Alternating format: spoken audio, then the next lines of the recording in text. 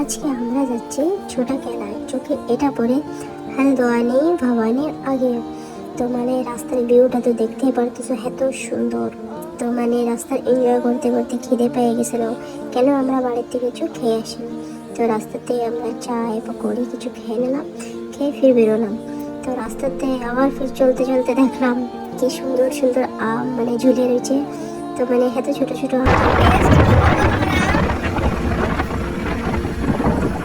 খেয়ে নিলাম।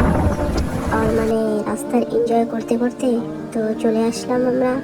আর গাড়ি আগে যায় না, কেন কি চড়াই বহুত খাড়া, এর জন্য রাস্তায় নিচেই গাড়ি ধুয়ে যাওয়া লাগে। তো পার্সেলটা নিয়ে আমরা আগে পৌঁছে গেছি। এত সুকুন মেসেছে কি কমো, বহুত ज़्यादा।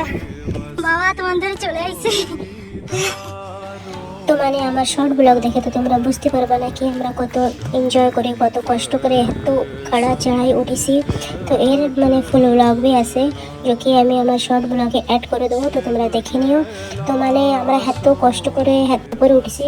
যখন আমরা ঠাকুরের দেখলাম তো আমাকে কষ্ট তো আমাকে দূর দূর হয়ে গেল, এত খুশি মিললো আমাকে। আর যখন আমরা পুজো দিলাম, पंडित जी ছিল, যখন पंडित जी আমাকে কত কিছু বুঝালো, কত কিছু বললো। তো আমাকে এত সুকুন মিললো পুজো দিয়ে। আশা করি আমার ব্লগ ভালো লেগেছে। তো আজকের মতন টাটা, দেখা হচ্ছে পরের ভিডিওতে।